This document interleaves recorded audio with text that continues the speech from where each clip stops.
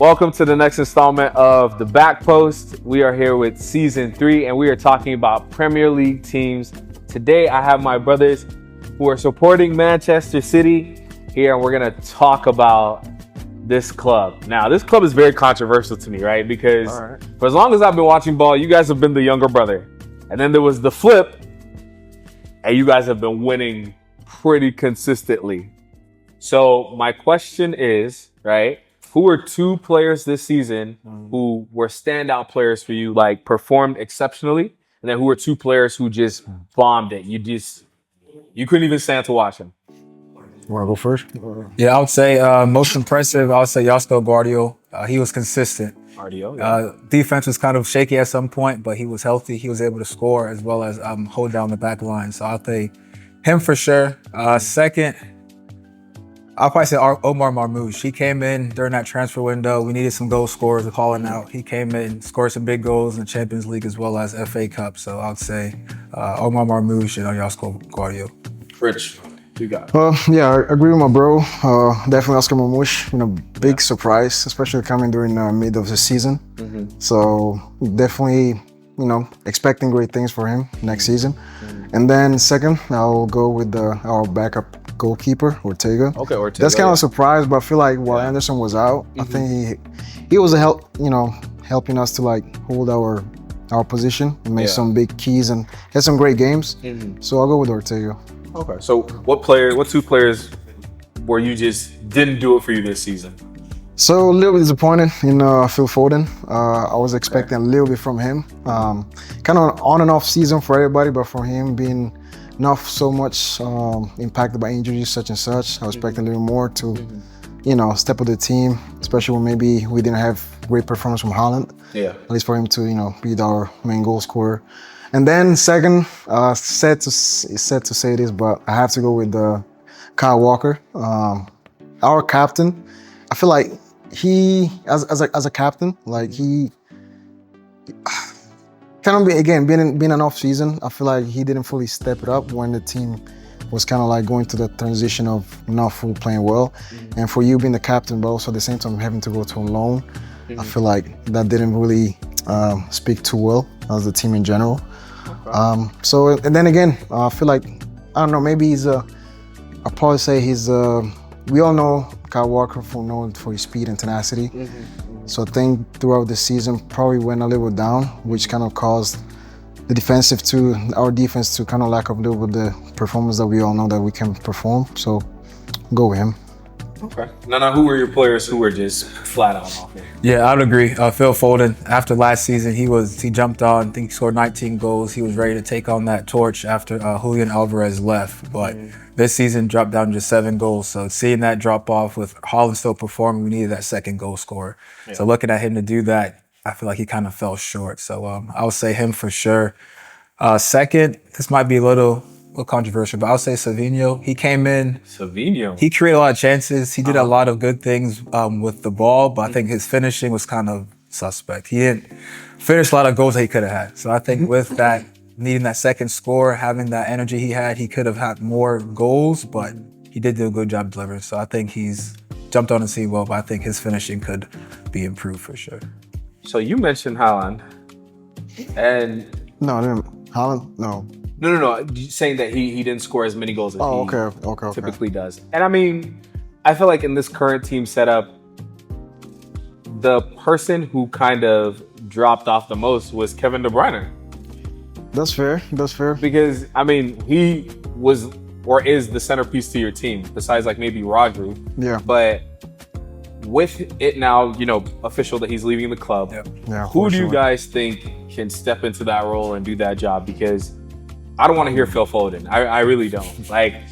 Me personally, you can ask Randy. We talked about it all the time. Saka versus Foden, blah, blah, blah, blah, blah. And it wasn't that I said Foden was better. It's just I really liked the way Phil Foden played. And I just thought that he had qualities that Saka didn't. But none of that is showing now, right? He's not at that level. So who is stepping up to take that place for Kevin De Bruyne? Man, that's a tough question, to be honest. And shout out to Kevin De Bruyne, Manchester City legend. It's a tough question because as a player with his creativity, but at the same time consistency. Good with the great assist.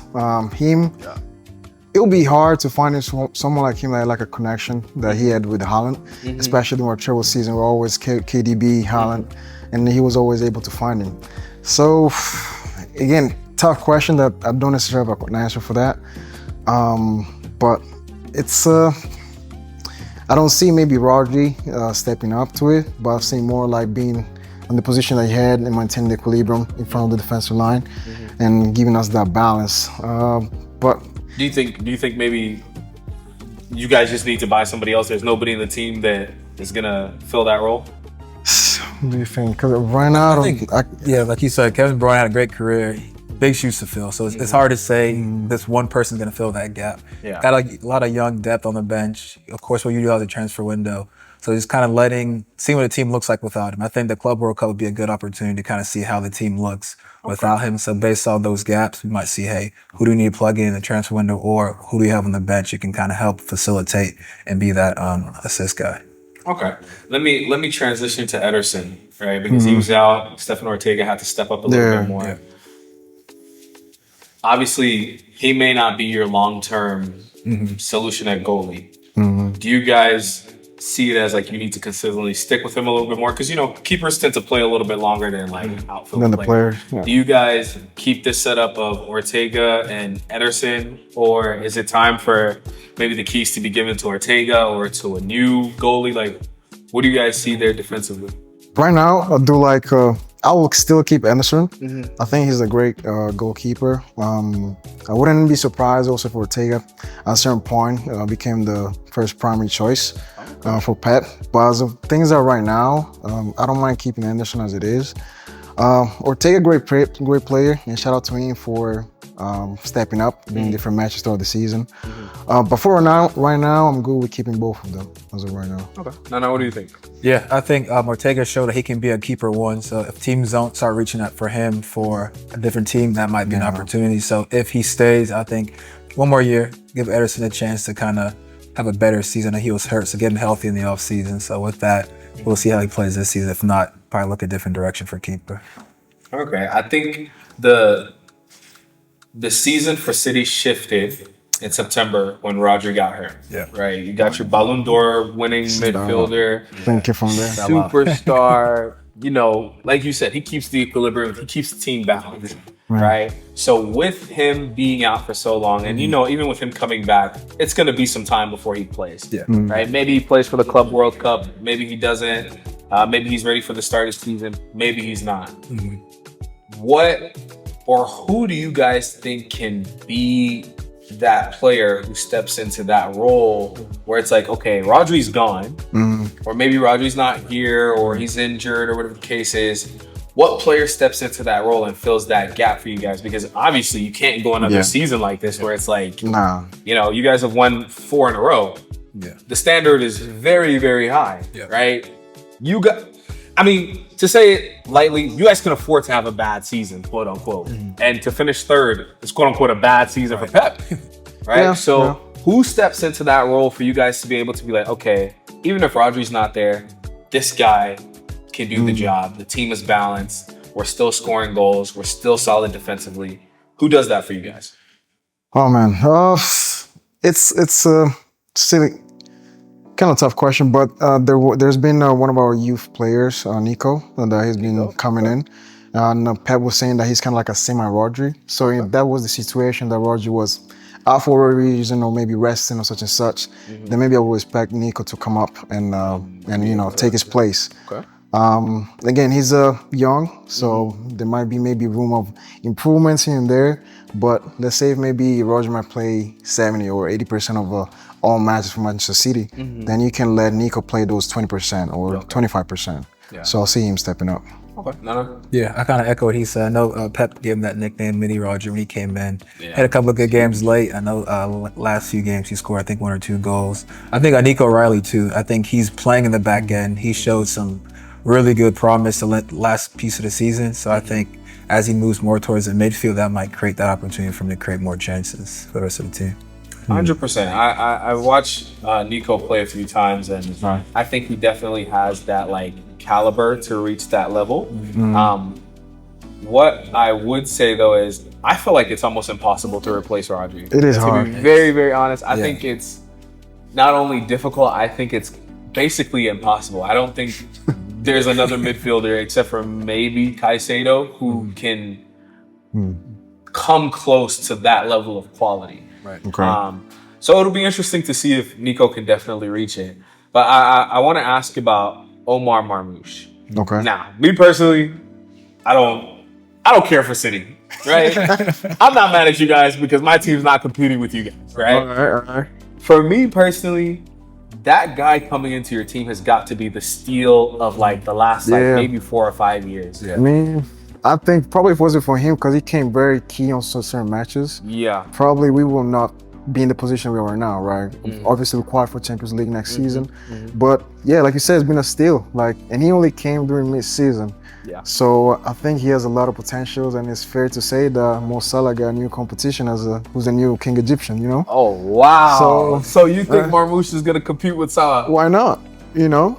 It's not it's not that City is still a weak team. Like we still Of course. in a strong position to compete for title next season, so why not? Of course. Now, I can agree with that because he played 16 matches. We're just talking league only, and he scored 7 goals. Yeah. If he would have continued down that path in a 38-game season, that's a 20-goal striker right there. It's pretty impressive. You know, and again, the quality of player that he is like, it's impressive. It's impressive. He's It's fast. very, He has very a impressive. great long shot. I don't think he's, you know, necessarily like built like Julian Alvarez, but I think he can have the same output or better as him. Now, what do you think about Omar? Yeah, I agree because we know what Haaland's going to do. Haaland's going to be the guy in the box who can just head it in, but having a different type of striker helps you balance the scoring. I think we realized when Haaland was out, we couldn't score. We couldn't create chances, we couldn't finish. So having Omar Marmoush come in when he did during our drought was like the shot in the arm that the team needed to really get back to playing City football. So I think the full season of the healthy team, like he said, he's quality. He's going to be really solid next year. So I'm looking forward to seeing what he does with the full 38 games. Yeah.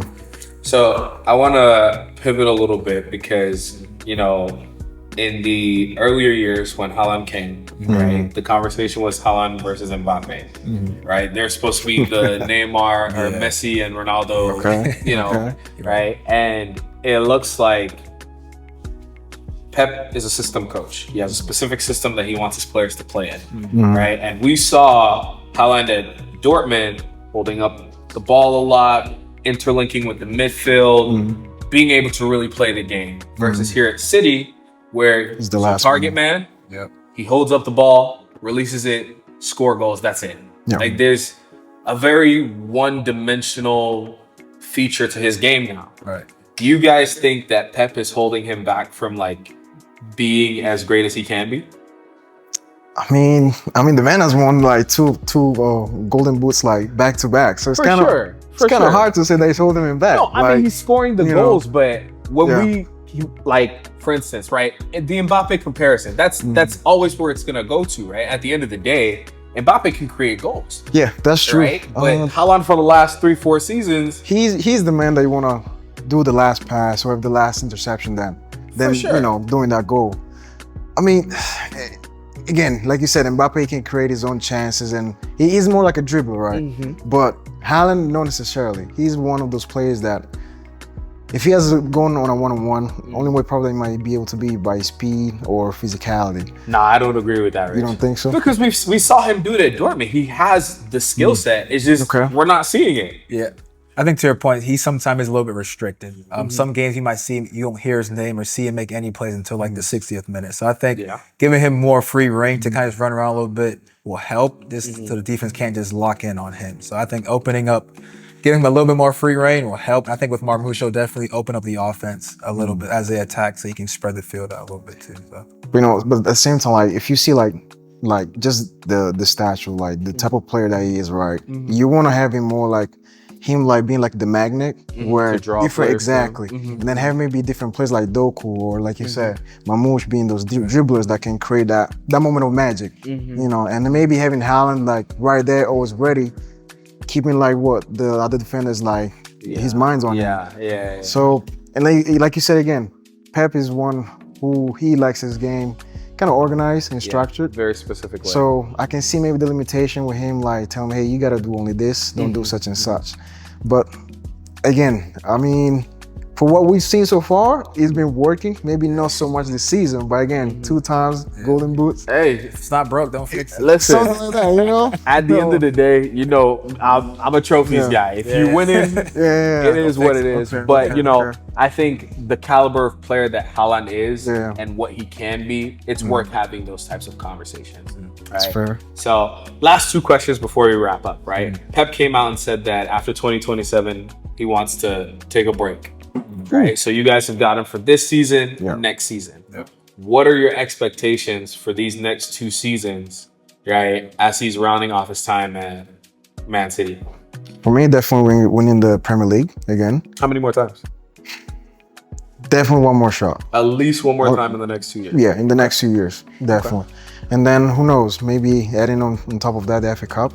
I think right now, there are a couple of players that on our roster that we might have to like, you know, say goodbye to. Maybe not only to KDB, maybe Silva, maybe Bernardo Silva.